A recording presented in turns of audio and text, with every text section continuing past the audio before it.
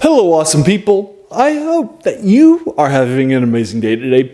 Today I want to take a look at a short story called The Cats of Ulthar. It's a short story by H.P. Lovecraft. It might be set in his dreamlands. I don't know if Ulthar is particularly is in it or not in the Ulthar ones and so forth. I picked up a collection of his stuff, three collections in volumes of his stuff when I was a junior in college from a publisher called Del Rey Publishing that was republishing his stuff that did a lot of sci-fi and fantasy that I really enjoyed. And I just picked it up on trust. And then I read it and so forth. And at the time, my favorite author was Michael Moorcock. He became my favorite author. H.P. Lovecraft did after that. Loved him lots. Did a deep dive into his stuff. The first volume was his earlier stuff that was just horror, kind of inspired by Edgar Allan Poe. His second section were the Dreamland sections that are more fantasy-esque stuff inspired by Lord Dunsany, which this one feels more like, but doesn't have any of the sort of the Dreamland aspects. And then the third one were more the Cthulhu Mythos stuff that he did.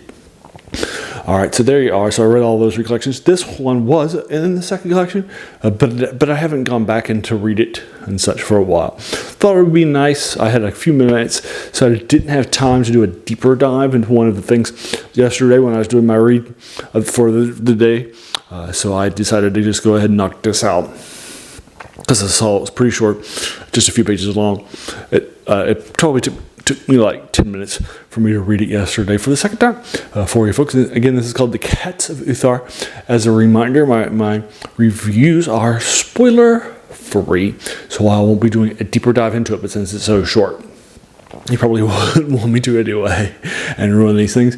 But what we're going to learn on the first couple of pages, or the first page if you will, is that the Cats of Ulthar are a treasured item, and that Ulthar is the only place in the world that actually prevents you from killing a cat. And then over the course of the next few pages, we'll find out exactly why that's the case. So I thought this was a fun little diversion here. You can tell that H.P. Lovecraft had a cat pet and loved cats too. He has some great works for them, and early on when talking about Ulthar, he also talks about his own cat that's sitting next to him as he's writing this day and such. So you can definitely see this is where he loves cats from and such.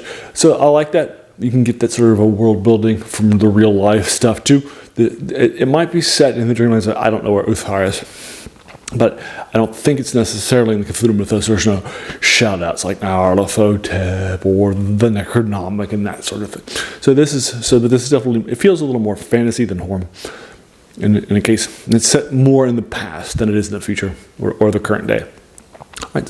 Which also I think adds to that fantasy feel to it. All right, so there you go. So this is a short story. I thought it was just okay. I didn't think it was a bad short story by Lovecraft. I don't think it's the worst short by him either. So I'm probably just going to be giving this like a 6.5. It's fine. It's fast. It's a good read, but I don't really. But you can tell the ending that's coming a mile away.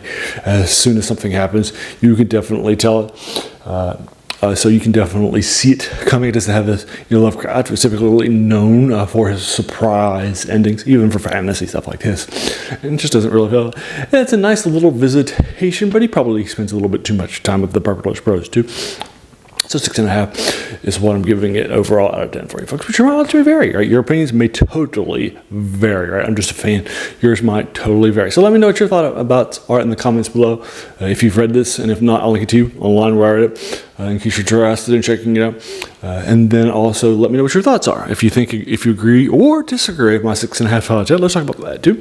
If you disagree, that's fine, no problem. Just let me know your thoughts.